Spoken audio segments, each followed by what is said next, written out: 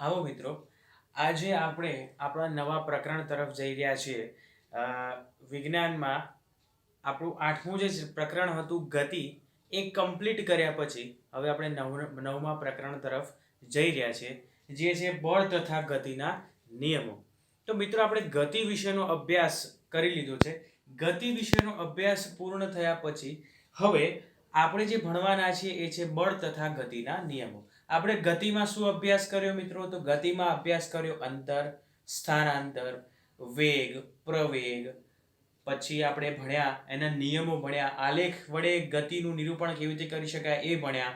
પછી આપણે ભણ્યા ગતિના સમીકરણો જોયા. આ બધી જ વસ્તુઓનો આપણે અભ્યાસ એ 8મા ચેપ્ટરમાં 8મા પ્રકરણમાં આપણે કરી દીધો છે ગતિમાં. હવે બળ અને ગતિને શું સંબંધ છે એના વિશેનો અભ્યાસ આપણે આ 9મા ચેપ્ટરમાં કરવા જઈ રહ્યા છીએ. એ છે બળ તથા ગતિના નિયમો.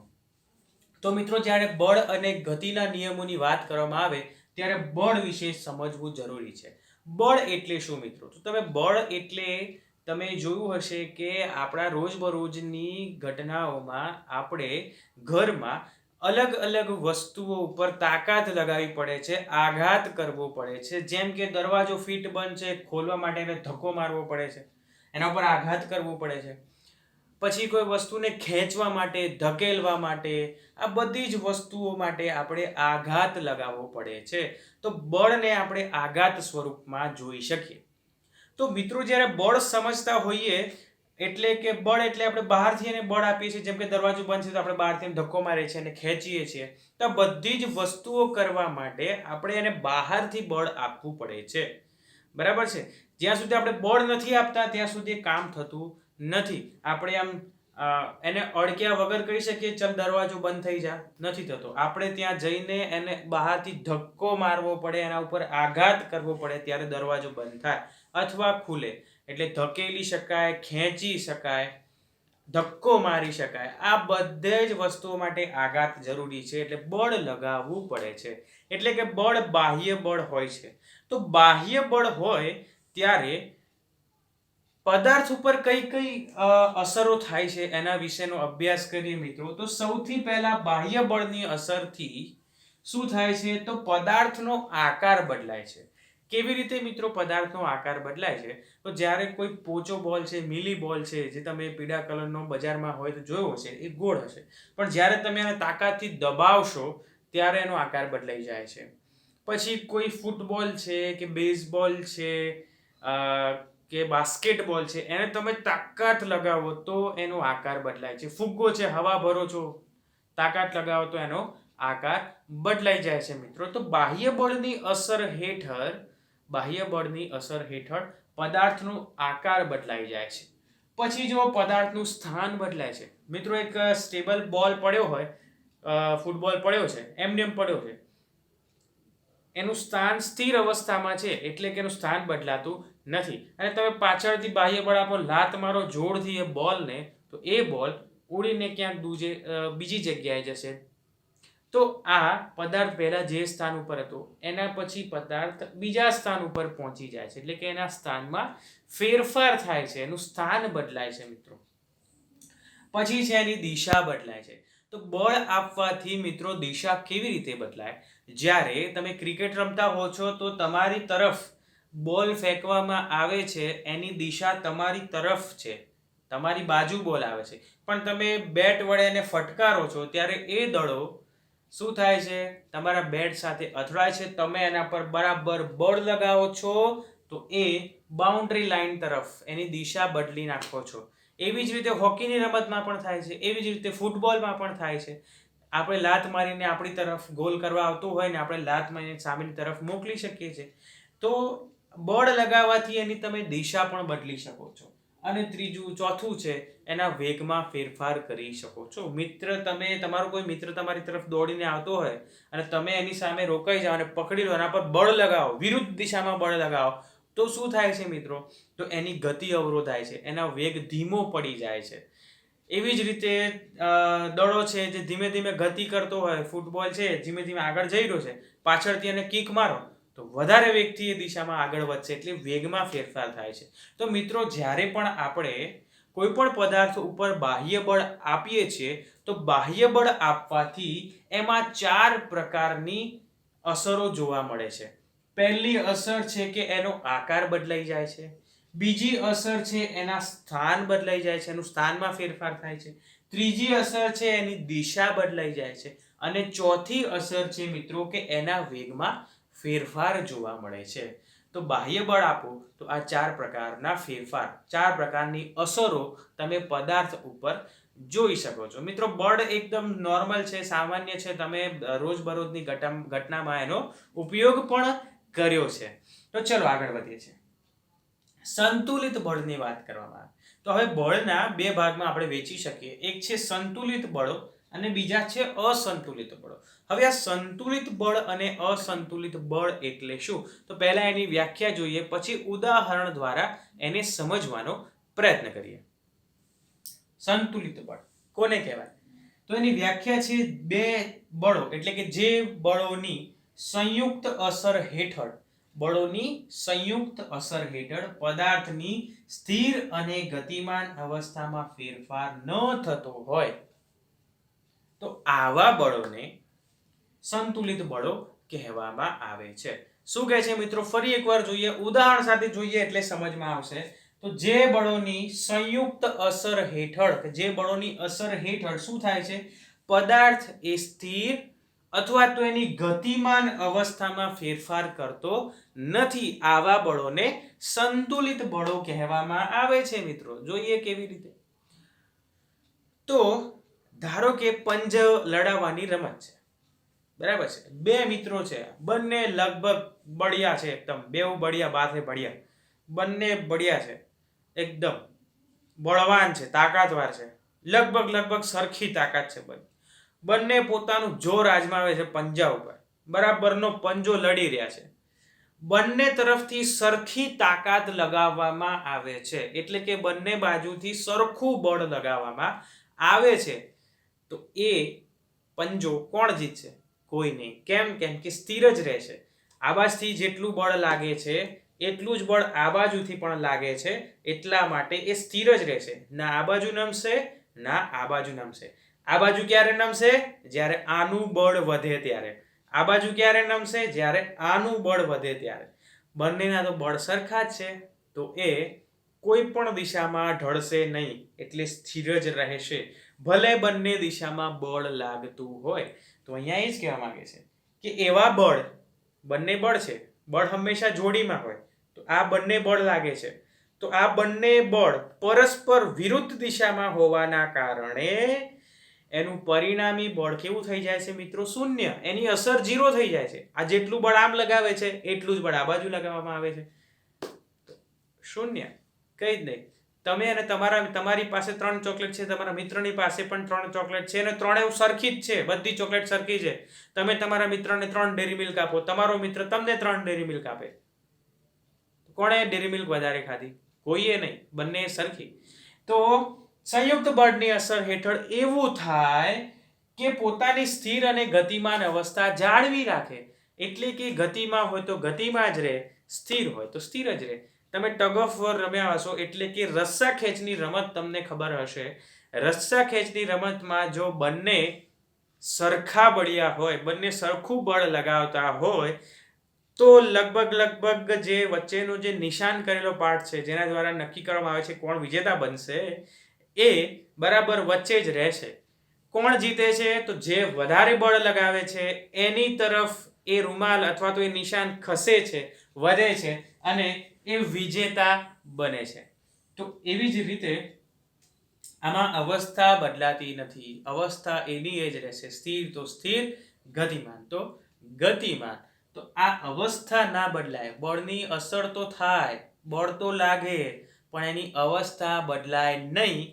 તો આવા બળોને સંતુલિત બળ, બંને સંતુલનમાં છે. ત્રાજવું જોયું છે મિત્રો? ત્રાજવામાં બંને જોજો, બંનેમાં જો સરખું માપ હશે ને તો સંતુલિત હશે, એ ઉપર નીચે નહીં હોય. તો સંતુલિત છે, બંને બાજુ બળ લાગે છે, બંને સરખા છે. અહીંયા એક વસ્તુ ખાસ નોંધવાની છે કે પરિણામી બળ હંમેશા શૂન્ય હોય છે. પરિણામી બળ કેવું હોય છે મિત્રો? શૂન્ય હોય છે. આ બાજુ લાગે કે આ બાજુ, બંને સરખા હોય સરખા હોવા સાથે સાથે પરસ્પર વિરુદ્ધ દિશામાં લાગે છે, અલગ અલગ દિશામાં બળ લાગે છે, એટલા માટે એનું પરિણામી બળ કેવું હોય છે મિત્રો? હંમેશા શૂન્ય જ જોવા મળે છે. અને બીજું છે પદાર્થ પોતાનો આકાર બદલે છે. આવા બળ લાગે તો પોતાનો આકાર પણ પદાર્થ બદલી શકે. જેમ કે કોઈક વસ્તુ લો, બંને બાજુ હૂક લગાવો અને ખેંચો, બળ સરખા છે, પરસ્પર વિરુદ્ધ છે, ગતિ થશે નહીં, સ્થિર રહેશે, પણ એનો આકાર બદલાઈ શકે છે. ગોળ હોય તો કદાચ લંબગોળ બની શકે. દબાવો, આ બાજુ જેટલું તાકાત લગાવો એટલું જ તાકાત અહીંયા લગાવો, સ્થિર જ રહેશે પદાર્થ, પણ પોસિબલ છે કે એનો આકાર બદલાઈ જાય. તો આવા બળની અસર હેઠળ પદાર્થ શું કરે છે? પોતાનો આકાર બદલી નાખે છે. તો સંતુલિત બળ વિશે સમજમાં આવી ગયું. સંતુલિત બળ એટલે કેવું બળ મિત્રો? સંતુલિત બળ એટલે કે જે બળની સંયુક્ત અસર હેઠળ પદાર્થની સ્થિર અને ગતિમાન અવસ્થામાં ફેરફાર ન થતો હોય, કોઈ જ ફેરફાર નહીં થાય, આપણને ખબર બી નહીં પડે કે બળ લાગી રહ્યું છે કે નથી લાગી. તો આવી જે પરિસ્થિતિ થાય, તો આવા જે બળો છે એને સંતુલિત બળ કહેવામાં આવે છે. સંતુલિત બળમાં હંમેશા યાદ રાખવું કે એનું પરિણામી બળ શૂન્ય જ જોવા મળે છે. બરાબર છે મિત્રો? પરિણામી બળ ઓલવેઝ 0, હંમેશા શૂન્ય જ જોવા મળે છે. અને જો એના આકારની વાત કરવામાં આવે તો એનો જે આકાર છે એ આકાર બદલાય, પદાર્થનો આકાર સંતુલિત બળની અંદર બદલાઈ શકે છે. ચલો આગળ જોઈએ મિત્રો, અસંતુલિત બળ. હવે અસંતુલિત બળ કોને કહેવાય? તો જોઈએ, જે બળોની સંયુક્ત અસર હેઠળ, જે બાહ્ય બળોની સંયુક્ત અસર હેઠળ પદાર્થ પોતાની અવસ્થા, કેવી અવસ્થા? જો ગતિમાન અવસ્થામાં હોય તો ગતિમાન, સ્થિર અવસ્થા હોય તો સ્થિર, એ અવસ્થા બદલતો હોય અથવા તો એના વેગમાં ફેરફાર થતો હોય, તો આવા બળો છે મિત્રો, તો આવા બળોને આપણે અસંતુલિત બળ કહીએ છીએ. મિત્રો આ પ્રસ્તાવના છે, બળની બેઝિક માહિતી છે, આપણે સમજવાનો પ્રયત્ન કરવાનો છે. બહુ ટફ નથી, એકદમ સહેલું છે. જો શું કહે છે, બે બળો છે, એ બે બળોની અસર હેઠળ કેવા બળ લાગે છે? તો પોતાની અવસ્થા બદલી નાખે. ઉદાહરણ તરીકે પંજાનું જ ઉદાહરણ લઈએ કે આ બે મિત્રો, આ એ, આ બી, આ બંને પંજો લડાવી રહ્યા છે, તો એનું બળ વધારે છે, તો સ્થિર અવસ્થા હતી, બળ વધી જવાથી શું થઈ? સ્થિરમાંથી ગતિમાન અવસ્થામાં આવે છે.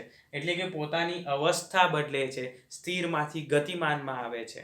અને જો ગતિમાન હોય, આ મિત્ર અહીંથી દોડીને આવે છે, આ મિત્ર અહીંથી બળ લગાવે છે, સ્થિર અવસ્થામાં આવી જાય છે. એટલે કે સ્થિર અવસ્થામાં આવી જાય. અથવા તો કોઈ મિત્ર દોડતો હોય, પાછળથી પકડો તો શું થાય? એની સ્પીડ, એ દોડે તો છે પણ એની સ્પીડ ઘટી જશે. એટલે કે વેગમાં ફેરફાર થાય છે. એટલે કે પોતાની અવસ્થા બદલી શકે, ગતિમાનમાંથી સ્થિર, સ્થિરમાંથી ગતિમાન. અને બીજું છે એના વેગમાં ફેરફાર આવી શકે છે મિત્રો. તો આવા બળોની જે અસર છે, આવા બળો છે, એવા બળોને આપણે અસંતુલિત બળો કહીએ છીએ મિત્રો. ફરી એકવાર જોઈ લઈએ શું છે બાહ્ય બળની અસર. તો એના આકાર બદલાય છે, એનું સ્થાન બદલાય છે, દિશા બદલાય છે, વેગમાં ફેરફાર થાય છે. સંતુલિત બળો કોને કહેવાય મિત્રો? સંતુલિત બળ એટલે એવા બળ કે જે બળોની સંયુક્ત અસર હેઠળ પદાર્થ પોતાની સ્થિર અવસ્થા અથવા તો ગતિમાન અવસ્થા એ જાળવી રાખે છે. ઉદાહરણ તરીકે એક સરસ ઉદાહરણ આપું આ સંતુલિત બળનું, જોક્સ કહું સરસ મજાનો. તો મિત્રો, 4 મિત્રો હતા, ગાડીમાં જઈ રહ્યા હતા. હવે ગાડીને પડ્યું પંચર. તો હવે દુકાન એમને જોઈ, ત્યાંથી દેખાતી હતી, દુકાનમાં 1-1.5 કિલોમીટર જેટલી દુકાન છે. તો મિત્રોએ નક્કી કર્યું કે આપણે કામ કરીએ, 4 જણા છીએ, ધક્કો મારીએ, ત્યાં સુધી પહોંચી જઈશું 5 મિનિટમાં, તો 10 મિનિટમાં તો દુકાન સુધી આરામથી પહોંચી જવાશે. 4 મિત્રોએ ધક્કો મારવાનું શરૂ કર્યું.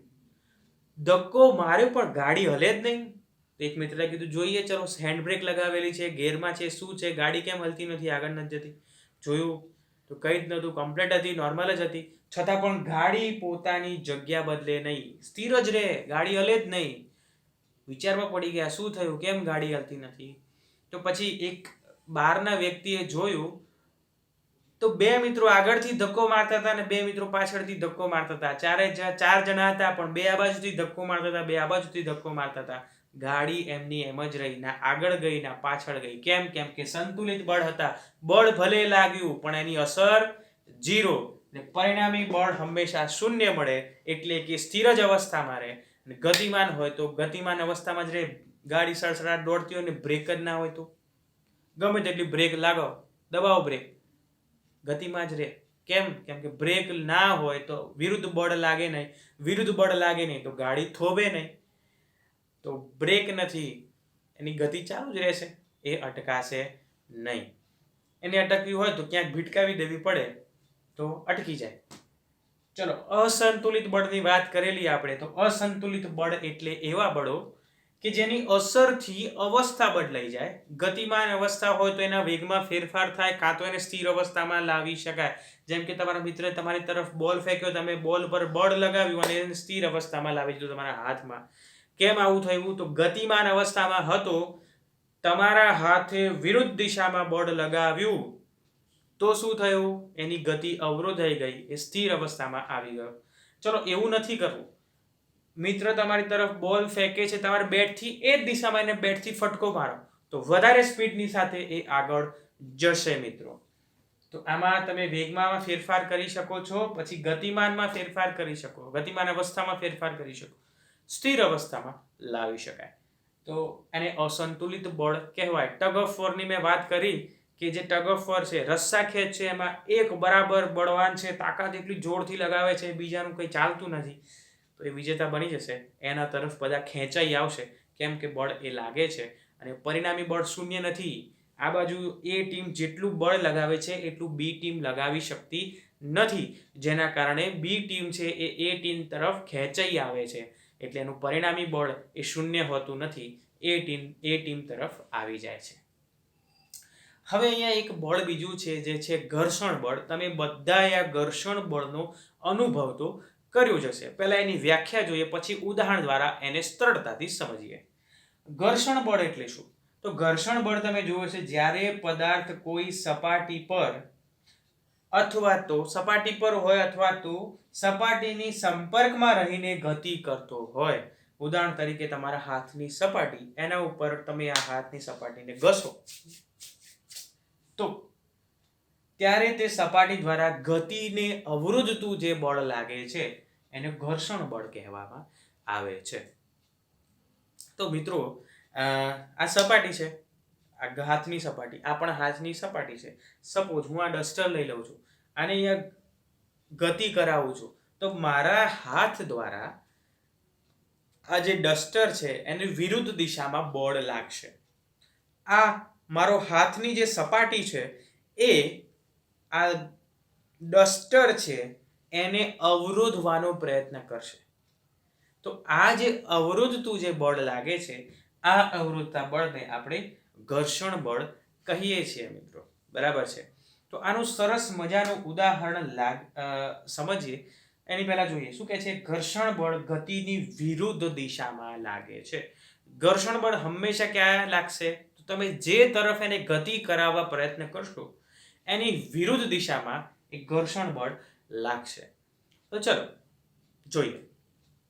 તો જ્યારે એક બોક્સ છે, મોટું બોક્સ ભરેલું, બરાબર વજન છે, એમાં જબરજસ્ત વજન છે, તો એ બોક્સમાં ખૂબ જ વજન હોવાના કારણે બહુ જ ભારે છે, એટલે કે સપાટી ઉપર પડ્યું છે.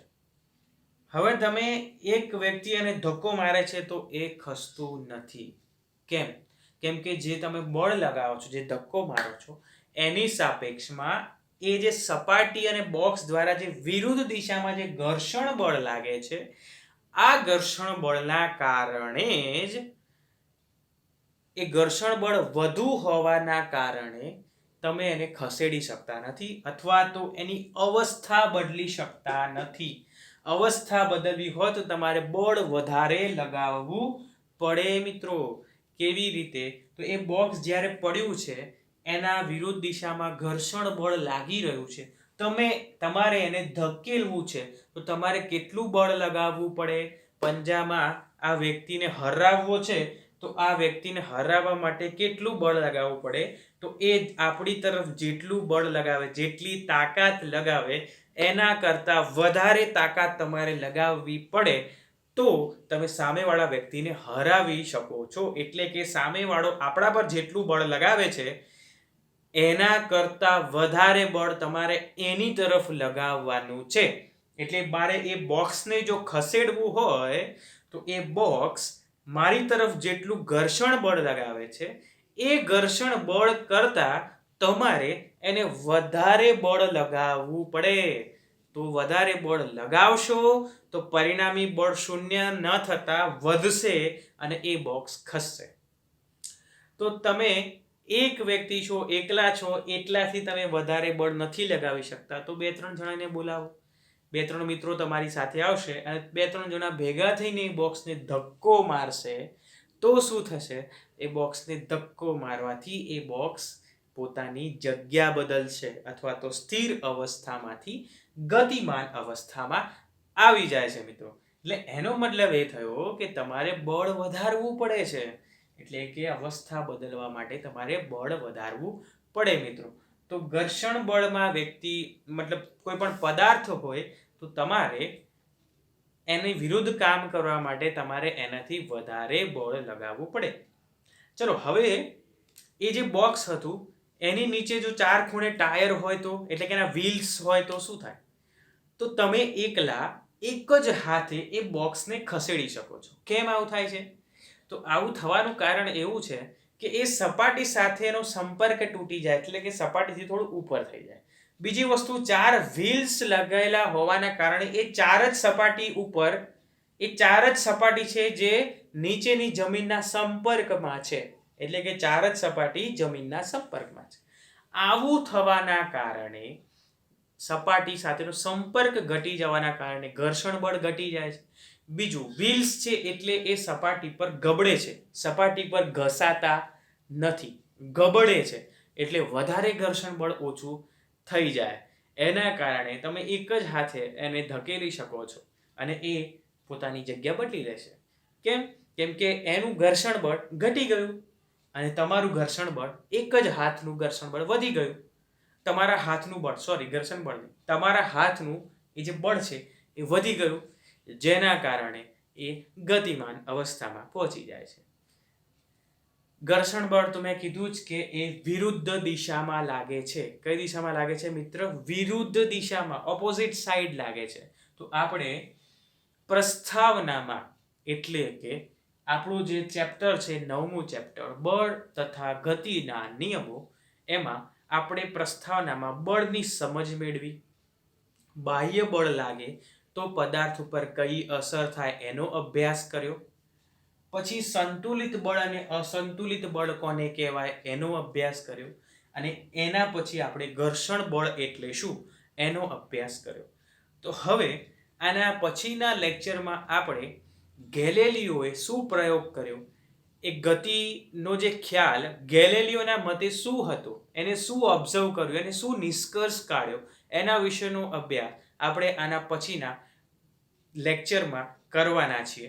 તમે જોઈ શકો છો આ મેં વ્યાખ્યા ટૂંકમાં લખી છે. આ સમજી શકાય એવા સરળ શબ્દોમાં અહીંયા લખેલું છે, ટૂંકમાં લખેલું છે. તમે આને નોંધી શકો છો અને આને તૈયાર કરી શકો છો. ચલો મિત્રો, મળીએ આના પછીના લેક્ચરમાં ગેલેલિયોના પ્રયોગ સાથે.